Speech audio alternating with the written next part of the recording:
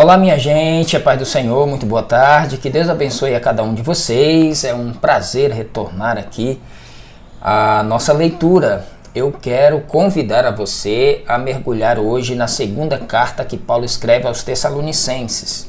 Pouco tempo depois que ele escreve a primeira carta, ele recebe notícias de que a perseguição piora lá nos irmãos em Tessalônica. Eles estavam ficando confusos com respeito à volta de Jesus e também os assuntos que ele tratou na primeira carta ainda continuaram. Então ele resolveu escrever uma segunda carta tratando desses assuntos.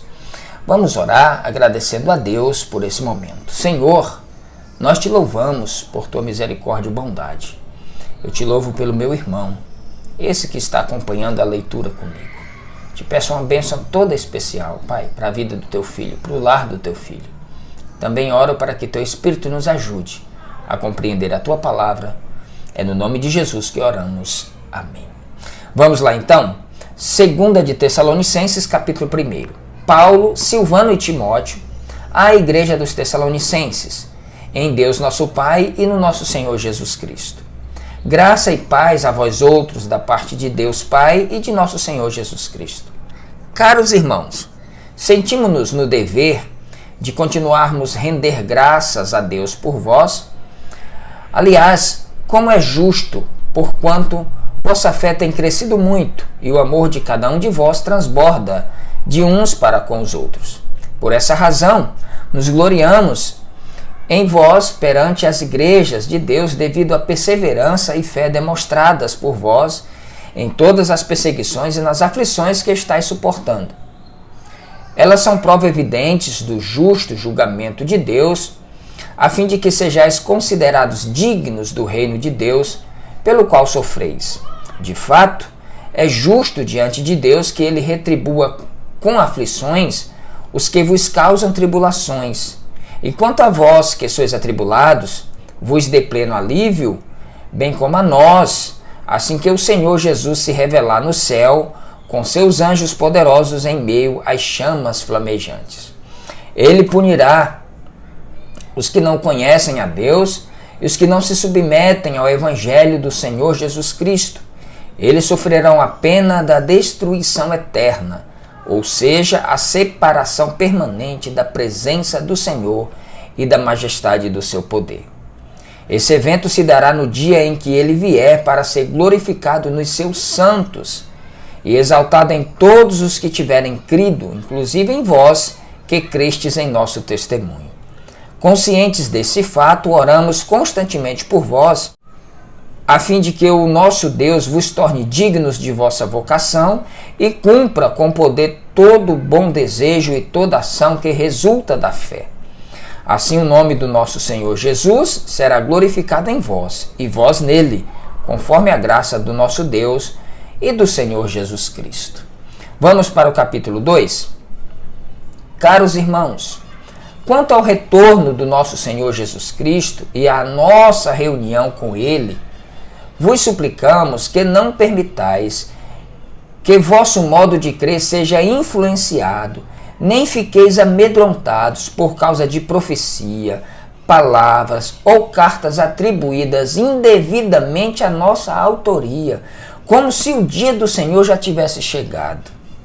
Não vos deixeis enganar de forma alguma por ninguém, porquanto antes daquele dia virá a apostasia, e então será revelado o homem da iniquidade, o filho da perdição. Aquele que se opõe e se exalta acima de tudo o que se chama Deus ou é objeto de adoração, a ponto de se assentar no santuário de Deus, apresentando-se como Deus. Não vos lembrais de que eu costumava compartilhar convosco acerca desses acontecimentos? Paulo está dizendo aqui que muita gente estava escrevendo para os Tessalonicenses, dizendo que o dia do Senhor já tinha chegado, e estavam atribuindo essas cartas e esses escritos ao próprio Paulo.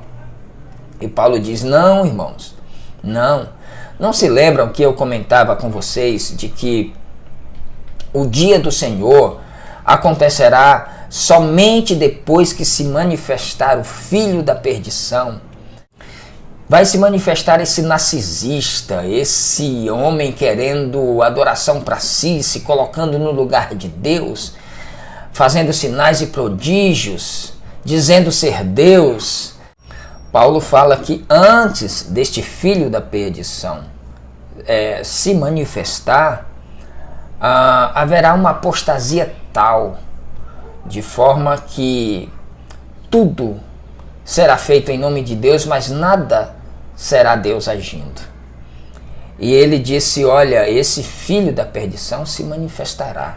No entanto, vós sabeis o que o está detendo nesse momento, para que ele seja manifestado no seu devido tempo. Existe um poder que impede que ele seja manifestado. Na realidade, o mistério da iniquidade já está em ação.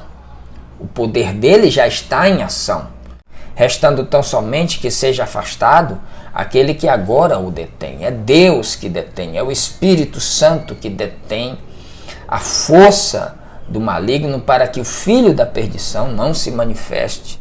Então será plenamente revelado o perverso, a quem o Senhor Jesus matará com o sopro da sua boca e destruirá pela gloriosa manifestação da sua vinda.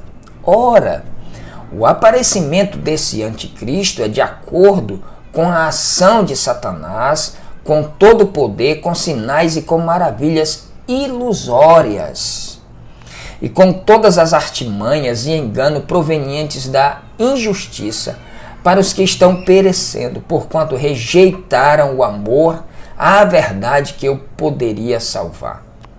É por esse motivo que Deus lhe envia uma espécie de poder sedutor, a fim de que creiam na mentira e sejam condenados todos os que não creram na verdade, mas decidiram usufruir dos prazeres da injustiça.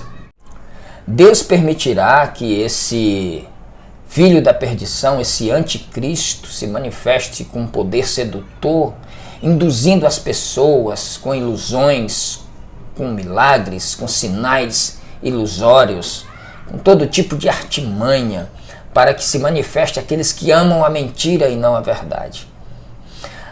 E Deus virá aqui, nesse caso, na sua segunda fase distinta da sua vinda, aonde todo olho verá o Senhor vindo nas nuvens, com poder e grande glória, para destruir, aniquilar esse anticristo com o assopro da sua boca. Todavia, irmãos amados do Senhor, devemos sempre dar graças a Deus por vós, pois ele vos escolheu desde o princípio para a salvação, pela santificação feita pelo Espírito e pela fé na verdade. E para isso vos convocou por meio do Evangelho que vos anunciamos, para alcançardes a glória de nosso Senhor Jesus Cristo. Sendo assim, irmãos, permanecei firmes e conservai as tradições que vos foram ensinadas, tanto de viva voz, quanto por meio de nossas cartas.